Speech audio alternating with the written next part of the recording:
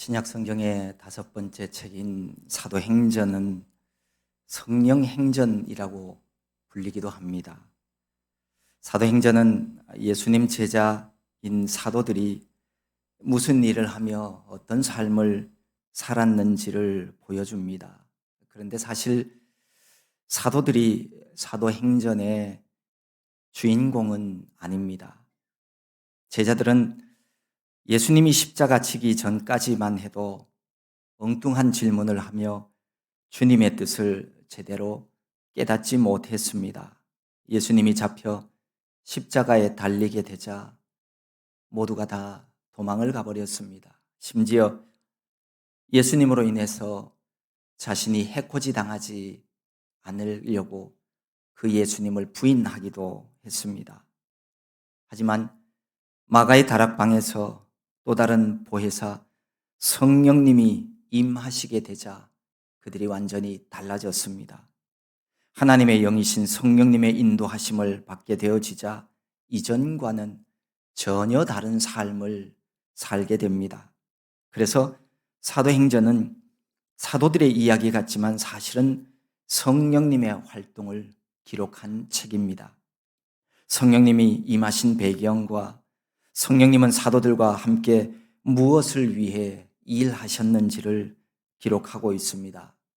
성령 충만한 사도들은 표적과 기사를 행하며 믿음을 가지도록 하여서 많은 사람들이 주님께로 돌아오도록 하는 일을 했습니다. 그러자 유대인의 지도자인 대제사장과 사두개파 사람들이 이 사도들을 시기하였습니다.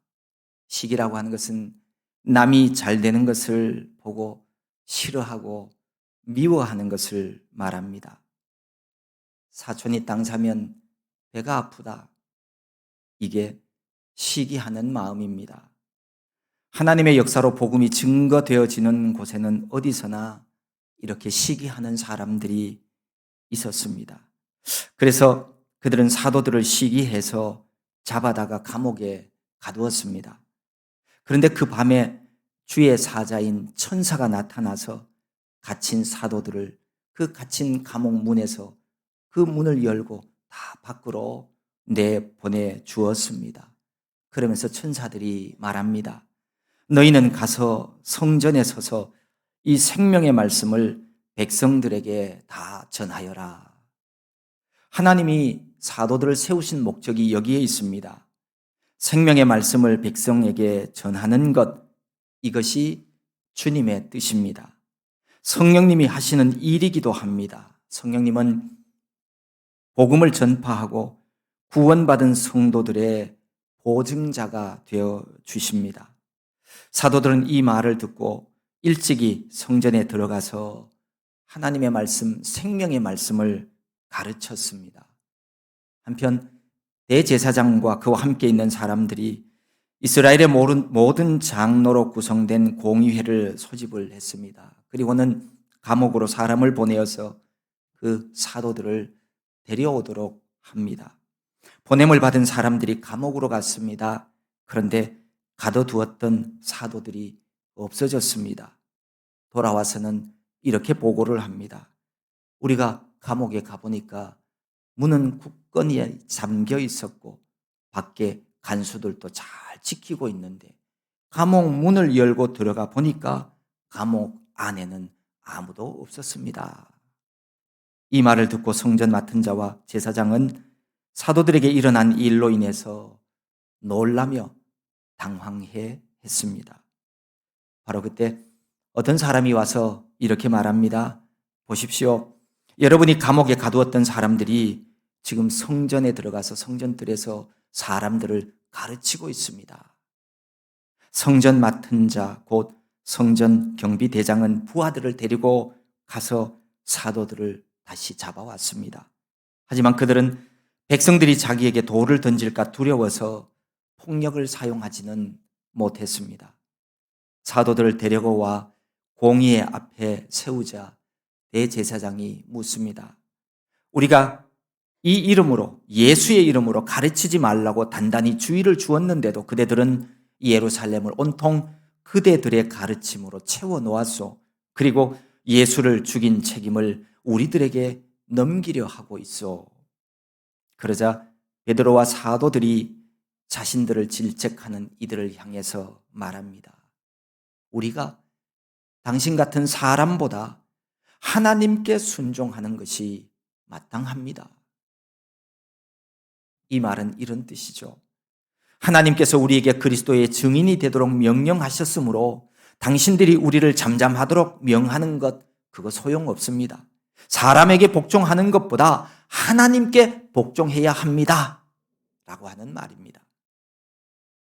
우리가 이 세상 살아가면서 사람에게 순종하는 것과 하나님께 순종하는 것, 어느 쪽을 선택해야 할까요? 우리가 누구냐 하면 하나님을 믿는 사람들입니다. 하나님 보내신 독생자 예수 그리스도가 나의 구원자이심을 믿는 사람들입니다. 하나님을 믿는 자로서 하나님 말씀에 순종하는 삶을 여러분은 잘 살아가고 계십니까? 아니면 하나님 말씀보다 사람들이 하는 말을 더 잘 듣고 그렇게 살아가고 계십니까? 어느 쪽을 선택해야 하는 겁니까? 성경 로마서 13장에서 하나님은 이렇게 말씀합니다. 각 사람은 위에 있는 권세들에게 복종하라. 권세는 하나님으로부터 나지 않음이 없나니 모든 권세는 다 하나님께서 정하신 바라. 만물의 주인 되신 하나님께서는 자신의 권위가 손상되지 않는 범위 안에서 어떤 사람들을 택하시고 그 사람에게 권력을 주어서 세상을 지배하게 하셨습니다. 그러므로 우리는 하나님의 권위가 침해되지 않는 한도 안에서 우리를 지배하는 사람들의 뜻을 이행하며 살아야 합니다. 주어진 권력의 행사가 정당한 때에는 하나님의 일과 사람의 일, 이렇게 비교하는 일은 적절하지 않습니다. 어떤 의로운 지도자나 혹은 성실한 목회자가 하늘이 주신 권한 내에서 하나님 말씀에 의하여 무엇을 명하거나 혹은 금하거나 한다면 거기에 순종해야 합니다. 고집스럽게 나는 하나님 말씀만 순종하지 사람 말은 안 들어, 이렇게 말하는 것은 조심해야 합니다. 왜냐하면 하나님은 자신이 세운 사람을 통해서 하나님의 말씀이 들려지기를 원하십니다. 그리고 하나님의 말씀을 전하기 때문입니다. 하나님은 세우신 그 사람을 통해 하나님 당신의 일을 이루어 가시기 때문입니다. 우리 모두는 하나님을 순종하듯 하나님이 권한을 주신 그들, 그 대행자들에게도 순종해야 하는 것이 맞습니다. 그런데 문제는 하나님께서 주신 권세를 가진 자의 명령이 하나님의 뜻과 충돌할 때입니다. 위로부터 허락된 권세를 자신의 유익을 위해 잘못 사용하는 사람들이 이 땅에 분명히 있습니다. 만약 어떤 왕이나 군주나 장관이나 심지어 종교 지도자라 할지라도 하나님 명예와 권위를 약화시키며 자신을 높이려 한다면 하나님의 진노를 면하지 못할 것입니다. 누구라도 자기의 직무의 한계를 넘어서는 자, 다시 말해 하늘로부터 부여받은 자신의 권한을 가지고 하나님 받으실 영광을 손상시키는 일을 해서는 안 됩니다. 그에게 주어진 회개 시간에 자신의 과오를 뉘우치지 않으면 하나님은 반드시 그를 그냥 내버려 두시지는 않습니다. 그에게 주었던 모든 것을 다시 찾아가십니다. 그러므로 세상 누구도 자신의 권력이 영원한 것인 양 착각해서는 안 됩니다. 하늘의 뜻을 거스리는 곳에 사용해서도 안 됩니다. 하나님은 우리의 앉고 일어섬을 아시고 마음으로 생각하는 바까지 다 아시는 전능하신 하나님이십니다. 그러므로 누구든지 하나님을 속이려고 하는 것은 참 어리석은 일입니다. 오늘 베드로와 사도들처럼 하나님 주시는 권위를 가지고 하나님의 뜻을 거역하도록 하는 자가 있다면 우리는 당연히 사람 말이 아니라 하나님께 순종하는 자가 되어야 합니다. 기억하십시오. 우리 사람이 어떨 때는 참 멋져 보이고 위대한 존재 같아 보이지만 그러나 성경은 풀과 같고 아침에 잠깐 있다가 없어지는 안개와 같은 자들이라고, 그런 존재라고 말씀합니다. 하나님의 뜻에 순응하는 존재가 되어야 합니다. 사람을 두려워하여 사람 말에 복종하는 자가 되어서는 결코 안 됩니다. 이 세상이 어그러져 가고 하나님 창조하신 이 아름다운 질서가 무너져가는 이유가 있습니다. 진리이신 하나님의 말씀에 순종하지 않고 내일을 알지 못하는 사람의 말에 순종하기 때문입니다. 사람인 자기 자신을 마치 죽지 않는 영원한 신처럼 그렇게 착각하기 때문입니다. 세상 권위자에 대해 복종해야 하지만 하나님 뜻 안에서만 이루어져야 합니다. 마치 내 부모를 공경하라라고 하는 말씀과 비슷합니다. 내 부모를 공경하라 해야죠. 마땅히 사람이라면. 그러나 성경은 내 부모를 공경하라는 말씀 앞에 조건 하나를 둡니다. 주 안에서 공경하라. 이 말씀과 비슷합니다. 사도들은 당시 이스라엘의 최고 법정 사내들인의 위협에도 굴복하지 않고 거부하는 아주 단호한 태도를 취하고 있습니다. 이들의 용기는 어디서 난 걸까요? 이 용기는 분명 믿음의 용기입니다. 예수 그리스도를 구원자로 믿는 믿음으로부터 나온 겁니다. 사도들이 이렇게 말합니다. 너희가 나무에 달아 죽인 예수를 우리 조상의 하나님이 살리시고 이스라엘에게 회개함과 죄사함을 주시려고 그를 오른손으로 높이사 임금과 구주로 삼으셨느니라. 사도들이 목숨 걸고 순종하는 하나님, 그 하나님이 누구이고 어떤 분이라고 하는 것을 여기 밝히고 있습니다. 하나님은 유대 지도자들이 나무에 달아 죽인 예수님을 무덤에서 다시 살리신 분입니다. 하나님은 그의 백성 이스라엘로 하여금 회개를 통해 죄사함 받게 하시려고 예수님을 높이 올리셔서 만인들의 왕이 되고 구세주가 되도록 하신 분, 그분이 바로 하나님이십니다. 예수님이야말로 하나님이 세상에 보내신 구세주이심을 믿었기에 대제사장 앞에서도 조금도 주저없이 당당하게 하나님께 순종하는 것이 우리가 마땅하다, 이렇게 고백했던 겁니다. 또 하나 사도들이 단호한 태도와 용기를 가질 수 있었던 것은 하나님의 임재 앞에 서 있다는 신전의식에서 비롯되었습니다. 하나님 임재를 믿고 확신하며 하나님 앞에서 산다는 의식이 사도들에게 용기를 주었습니다. 지금 여기에 하나님이 임재하시는데 과연 너희 사람 말 순종하는 것이 옳은지 아니면 하나님 말씀 순종하는 것이 옳은지 판단해봐라. 우리는 하나님의 말씀에 순종한다. 당당하게 말할 수 있었던 것입니다. 전능하신 하나님, 세상 만물의 주인이시오 생명의 주인 되시는 하나님이 나와 함께 하시고 내 옆에 지금 동행하시고 계시는데, 나를 지켜주시는데 무엇을 두려워할 수 있겠습니까? 대제사장의 위협이나 군중들의 시선도 두려워하지 않았습니다.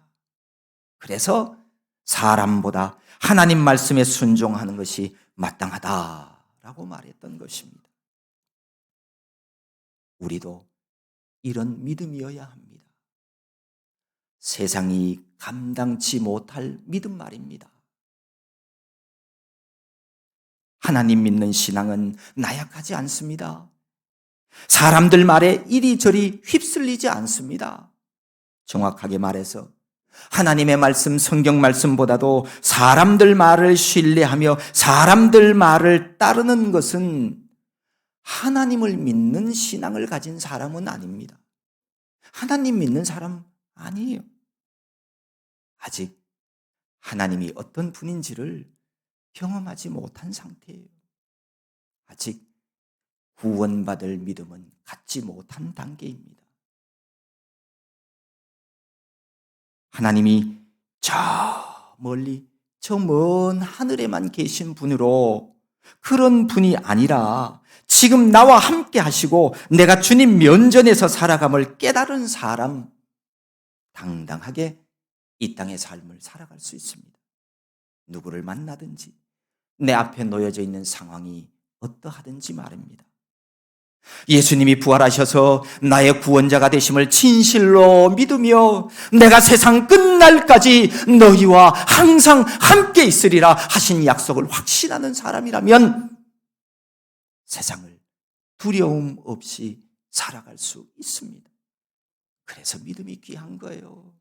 믿음을 가져야 되는 거예요.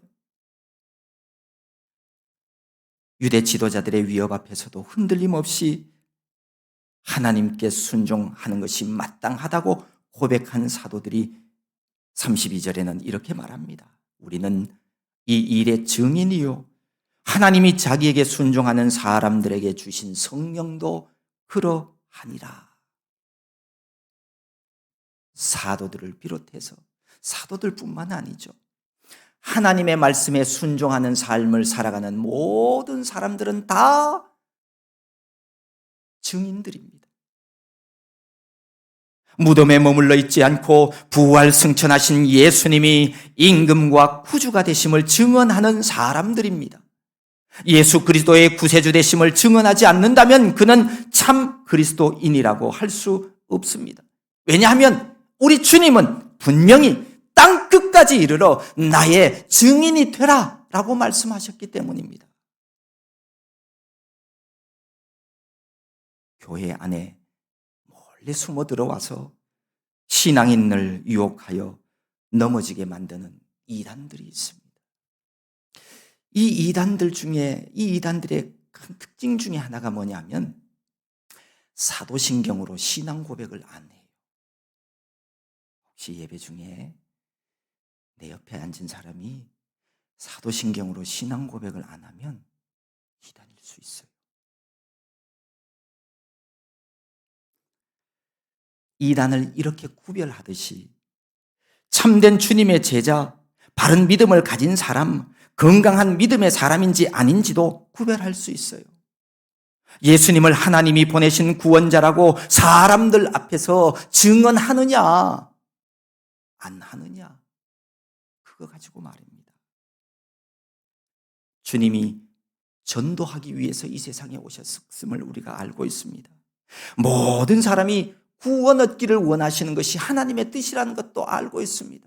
이것을 알고 있으면서도 영혼 구원에 무관심하고 있다면 그를 주님께 속한 사람이라고 말할 수는 없습니다. 자기 자신은 하나님을 믿었다고 예수님을 믿는다고 말하든지 안 하든지 구별할 수 있어요. 성령도 그렇습니다. 성령님은 예수 그리스도가 죽으시고 부활 승천하신 구세주이심을 증거하는 분입니다. 성령님의 주된 임무도 사도들이 전한 것과 같이 부활하신 예수님이 세상의 임금이요 구세주가 되신다고 바로 증거하는 겁니다. 성령 행전이라고 불리는 사도행전에는 성령 충만한 사람들의 행적을 기록하고 있습니다. 그런데 이 많은 표적과 기사의 목적은 결국 예수 그리스도가 구원자이심을 알게 하기 위함입니다. 성령님의 역사가 단순히 기적을 베풀기 위한 목적은 아닙니다. 예수 그리스도의 이름이 능력이요, 예수 그리스도의 이름이 구원 얻는 이름이라고 하는 것을 보여주기 위한 목적으로 기적을 베풀어 주시는 거예요. 성령 충만함을 구하는 이유가 기적 체험을 위한 것은 아닙니다. 그렇게 오해하지 마십시오. 성령으로 말미암지 않고는 예수 그리스도를 주라 시인할 수도 없고, 성령으로 말미암지 않고는 믿음의 길을 바르게 걸어갈 수 없기 때문입니다. 그래서 성령 충만이 중요합니다. 성령님은 예수 그리스도가 우리의 죄를 담당하사 죽으시고 부활 승천하사 하나님 우편에 오르신 구세주임을 증거하는 분입니다. 성령 충만한 사람은 결코 예수님이 구원자 되심을 거부하거나 배반하지 않습니다. 그래서 우리 모두는 다 성령 충만한 자가 되어야 합니다. 그래서 성경은 모두가 다 성령 충만을 구하라고 그렇게 기록하고 있습니다. 교회란 하나님께 순종하는 사람들을 말합니다. 우리가 교회입니다. 주님의 몸인 교회는 하나님의 말씀에 순종함으로 하나님의 뜻을 이 땅에서 이루어가는 사람들을 말합니다. 하나님은 순종하는 사람들을 통해 하나님의 나라를 이루어 가십니다. 믿음이란 순종입니다. 순종하는 마음이 곧 믿는 마음이에요. 순종 없이 믿음 없습니다. 성도라면 하나님께 순종하는 것이 마땅합니다. 내가 어느 때 하나님께 순종하지 않는가, 여러분 잘 관찰해 보십시오. 하나님께 순종하는 일을 주저하는 이유는요, 하나님 말씀보다 내 뜻을 더 좋게 여기기 때문입니다. 하나님께 순종하면 뭔가 내가 손해볼 것 같은 생각이 들기 때문에 순종하지 않고 순종을 주저하는 거예요. 결국 뭐냐? 하나님에 대한 신뢰와 믿음이 부족한 거예요. 그래서 순종이 믿음이, 순종의 양이 믿음의 양이 되는 것이고, 순종의 크기가 믿음의 크기가 되는 것이죠. 믿는 만큼만 사람은 순종합니다. 예전에 불란서 군인 중에 피에르라고 하는 명포수가 있었습니다. 그가 대포를 쏘면 거의 다 적중시켰다고 그럽니다. 그는 군생활 은퇴 후에 여생을 아름답게 살아갈 멋진 집을 지을 계획을 가지고 있었어요. 그래서 절약 생활을 하며 열심히 저축을 했습니다. 마침내 그는 자신이 저축한 돈으로 그가 꿈에도 그리던 멋진 집을 자기 고향에다가 집 한 채를 지었어요. 예쁜 꽃과 나무로 정원을 장식하고 울타리에는 담쟁이 넝쿨을 올렸습니다. 머지않아 펼쳐질 자신의 행복한 노후 생활에 대한 기대가 잔뜩 부풀어 있었습니다. 그런데 얼마 있지 않아서 불란서와 프러시아 간에 전쟁이 일어났습니다. 프러시아의 독일 군대가 진격을 해와서 피에르의 고향 마을까지 점령을 했습니다. 그리고 피에르가 속해 있는 부대는 그들을 대항하지 않으면 안 되는 그런 상황에 이르게 되었습니다. 부대 지휘관이 피에르에게 다가와서 명령합니다. 저기 언덕 아래에 있는 저 집을 겨냥해서 대포를 발사하라. 사령관이 가리키는 집은 바로 피에르가 노후에 살기 위해서 아름답게 지은 바로 그 집이었습니다. 지금 저 집에 독일 군인들이 잔뜩 들어가 있다. 지금 즉시 발사하라. 군인 피에르는 사령관의 명령에 순종할 수밖에 없었습니다. 그래서 그는 자신의 집을 향해 대포를 발사했습니다. 그 대포는 정확하게 명중했습니다. 명포수 포탄에 그 집은 완전히 박살나고 말았습니다. 그 순간 함께 있던 동료들은 와 하고 환호를 불렀지만 피에르의 두 눈에는 눈물이 흘러내렸습니다.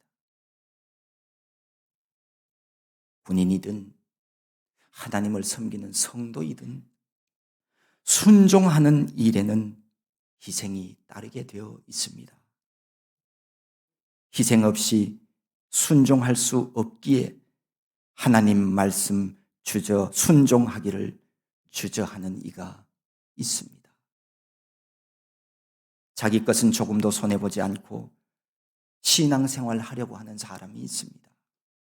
하지만 알아야 될 것은 희생 없이는 결코 믿음 생활할 수 없습니다.